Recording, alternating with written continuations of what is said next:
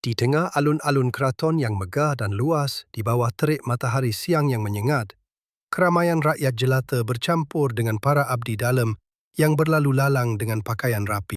Udara penuh aroma bunga melati dari taman keraton bercampur bau keringat orang banyak dan debu tanah yang berterbangan.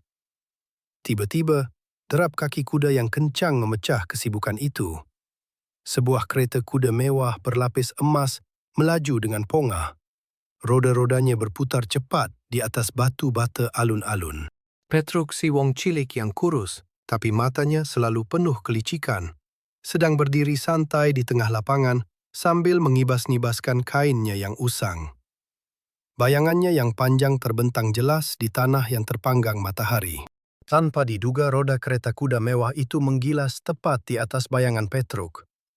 Kereta itu berhenti mendadak dengan suara berderit. Dengan wajah merah padam penuh kemarahan dan kesombongan yang tinggi, bangsawan pemilik kereta itu menjulurkan kepalanya keluar dari jendela kereta sambil berteriak lantang. "Hei kau si kurus kering itu! Berani sekali bayanganmu mengotori kuku kuda kesayanganku. Kau harus membayar ganti rugi sekarang juga." Kerumunan di alun-alun langsung terdiam dan mulai mengerumuni tempat kejadian. Beberapa pedagang kecil menggeleng-geleng kepala sambil bergumam pelan. "Waduh, alamak, bagaimana mungkin bayangan bisa mengotori kuku kuda sekarang ini?" Petruk yang tadinya terkejut, hanya sesaat kini matanya berbinar penuh perhitungan. Ia melihat kesempatan emas dari kesombongan bangsawan ini. Dengan gerakan cepat, tapi penuh kelicikan, ia berjalan menuju tumpukan tanah di pinggir alun-alun, lalu mengangkat sebuah karung tanah yang besar dan berat. Ia menggendong karung itu mendekati kereta kuda sang bangsawan sambil tersenyum lebar penuh kelicikan khas dirinya. Sambil tersenyum licik, Petruk berkata dengan suara tenang namun penuh makna. "Wah, Gusti bangsawan yang mulia, kalau bayangan saya sudah mengotori kuku kuda tuan, maka saya siap membayarnya dengan adil. Ini bayangan karung tanah saya. Saya bayar bayangan dengan bayangan. Setarakan tuan?" Kerumunan rakyat di alun-alun semakin ramai mendekat, dengan mata penuh rasa ingin tahu. Suasana yang tadinya biasa saja berubah menjadi tontonan paling aneh di keraton siang itu. Semua orang menahan napas, menanti reaksi sang bangsawan sombong yang kini terlihat mulai gelisah di dalam kereta mewahnya. Bangsawan sombong itu menatap karung tanah besar yang dipegang Petruk dengan mata menyipit penuh penghinaan. Wajahnya yang pucat karena terlalu banyak berdiam di istana, kini memerah karena marah bercampur geli. Ia mengeluarkan tawa keras yang dibuat-buat seolah olok-olok terhadap keberanian si wong cilik itu. Dengan suara angkuh yang penuh ejekan, bangsawan itu berteriak, "Hahaha, apa katamu? Bayangan karung tanah? Kau kira aku orang gila yang mau menerima sampah seperti ini sebagai ganti rugi? Pergi sana sebelum aku suruh algojoku menghajarmu." Petruk tidak gentar sedikit pun. Ia berdiri tegak dengan karung tanah masih di bahunya, sambil tersenyum tipis, penuh kelicikan yang tersembunyi.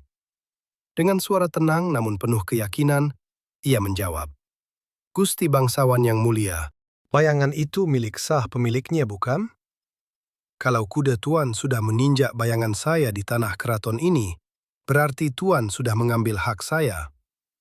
Hukum keraton mengatakan, segala sesuatu yang diambil harus dibayar dengan setara. Saya bayar dengan bayangan karung tanah ini. Adil kan?" Kerumunan rakyat di alun-alun mulai berbisik-bisik semakin ramai. Beberapa abdi dalam yang biasanya takut pada bangsawan, kini mengangguk pelan. Seorang pedagang kecil di belakang berbisik keras. "Benar kata Petruk, kalau bangsawan tidak mau bayar bayangan, berarti ia tidak adil." Petruk melihat peluang itu dan langsung memanfaatkannya dengan mahir, sambil mengangkat karung tanah sedikit lebih tinggi agar semua orang bisa melihat. Ia melanjutkan dengan nada suara yang semakin meyakinkan dan sedikit dramatis. "Kalau Gusti tolak pembayaran ini, wah, bisa-bisa seluruh rakyat keraton bilang Gusti tidak menghormati hukum sendiri.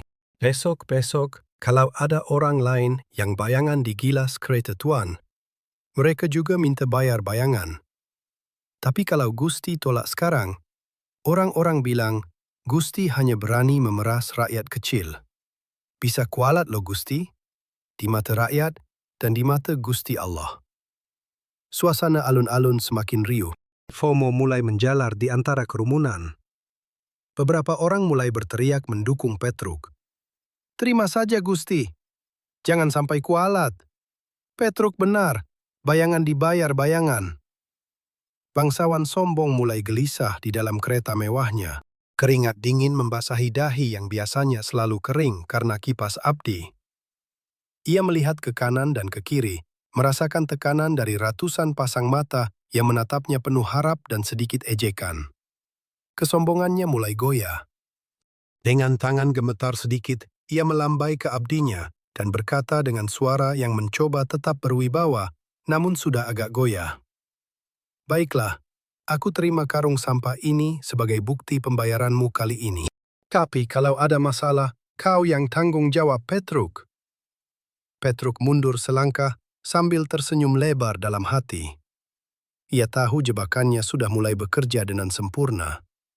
Karung tanah penuh debu itu kini sudah resmi berpindah tangan ke bangsawan yang sombong. Kerumunan bertepuk tangan pelan, sementara Petruk menunggu saat yang tepat untuk melepaskan isi karung itu. Bangsawan sombong itu masih duduk angkuh di dalam kereta kuda mewahnya, sambil memandang karung tanah besar yang kini sudah berada di tangan Abdinya. Wajahnya yang tadi penuh keraguan, kini kembali penuh kemenangan palsu, seolah ia telah menang telak atas si wong cilik. Dengan gerakan tangan yang pongah, ia melambai ke arah Abdinya dan memerintahkan dengan suara tinggi. Buka karung itu. Periksa apakah bayangan sampah ini benar-benar setara dengan bayangan yang digilas kuda kesayanganku. Abdi yang ketakutan langsung membuka ikatan karung dengan tangan gemetar. Saat mulut karung itu terbuka lebar, tumpahan tanah kering yang berdebu langsung menyembur keluar seperti badai kecil yang tak terduga. Debu tanah halus berterbangan ke segala arah, menutupi seluruh permukaan kereta yang berlapis emas mengkilap. Kain sutra di jok kereta yang mahal kini berubah menjadi coklat kusam penuh noda. Kuda-kuda yang tadinya gagah kini meringkik gelisah karena debu masuk ke bulu dan mata mereka.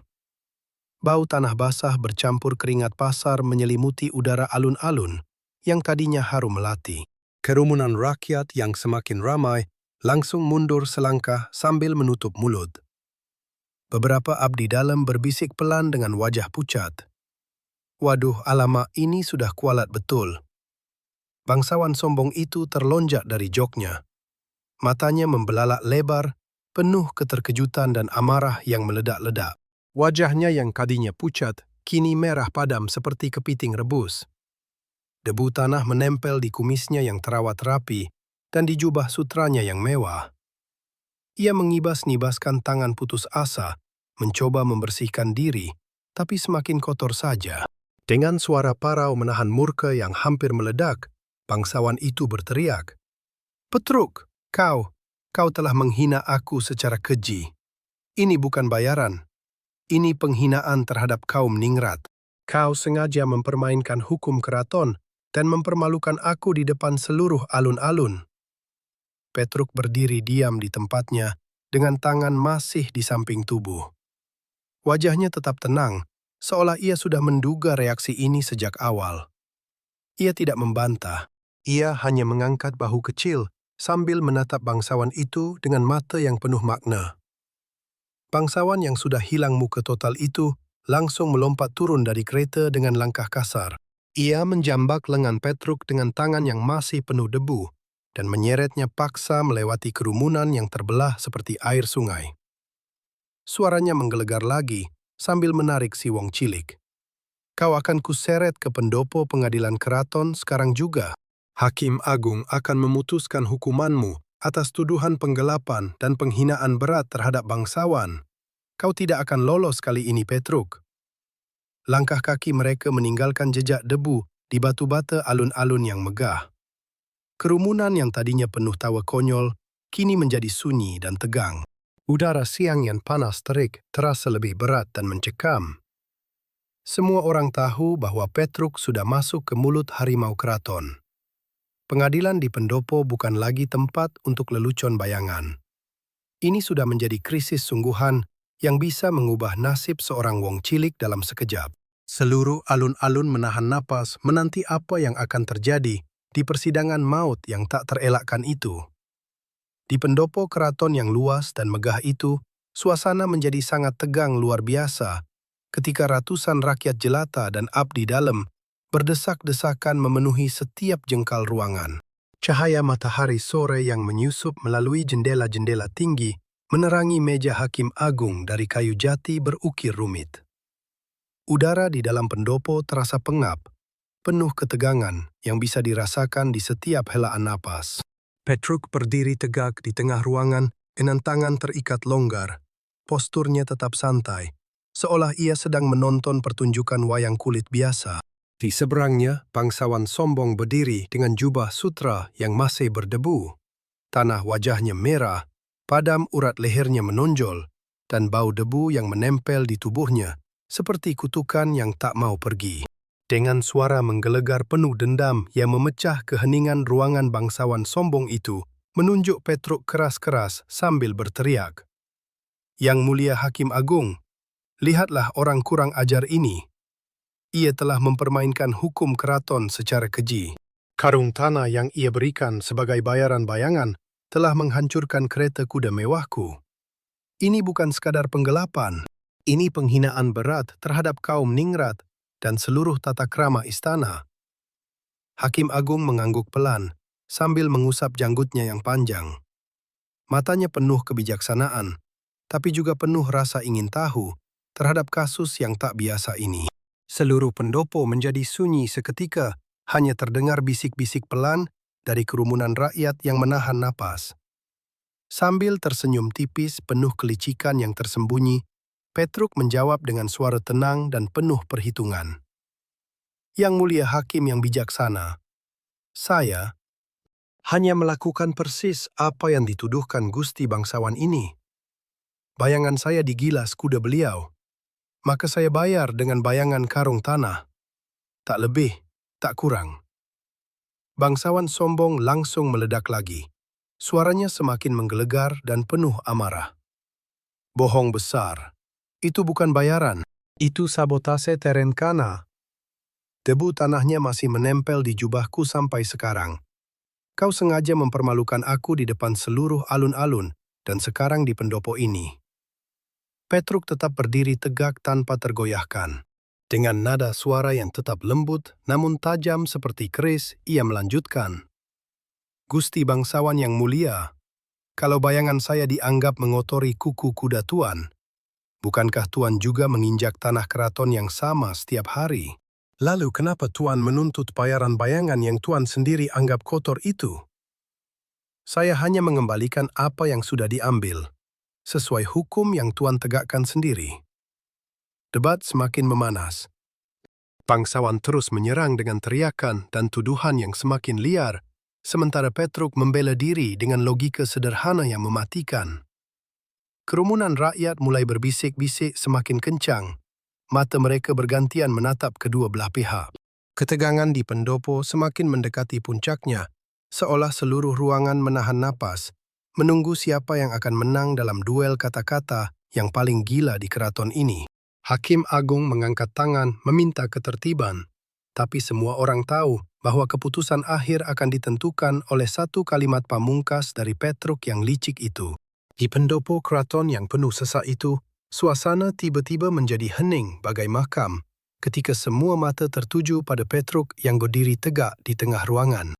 Wajah bangsawan sombong masih merah padam penuh amarah, sementara Hakim Agung mengusap janggutnya dengan sabar, menanti jawaban terakhir dari si wong cilik yang sudah menjadi pusat perhatian seluruh keraton.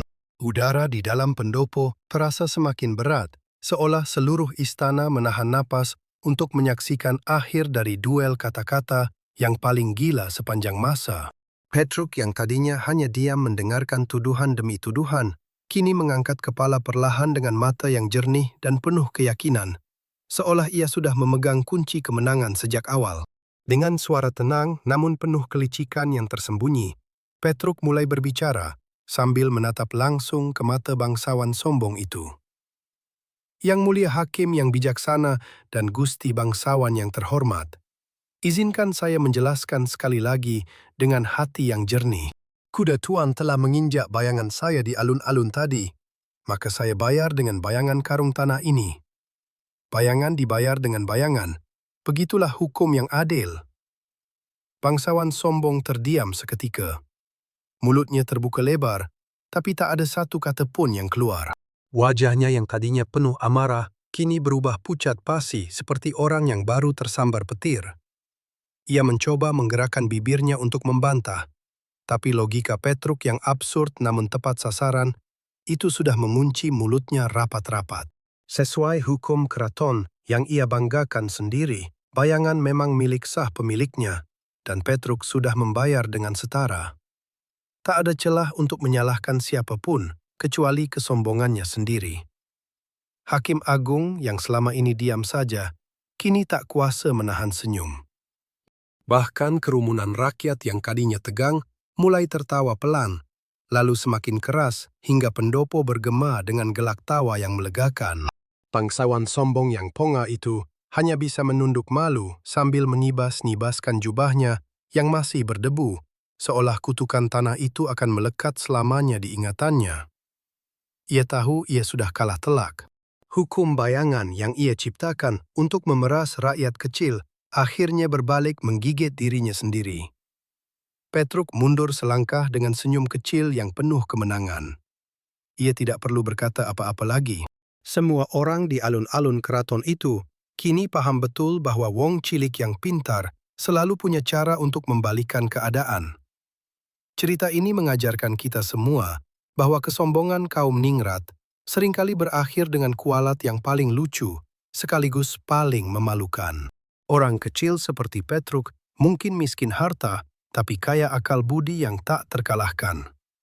Kalau kalian suka kisah Nusantara penuh kelicikan dan pelajaran hidup yang disampaikan dengan cara ringan, tapi menusuk hati, jangan lupa subscribe channel ini ya. Masih banyak kisah seru Petruk dan wong cilik lainnya yang siap membuat kalian tertawa sambil menggeleng-geleng kepala. Sampai jumpa di audio story berikutnya.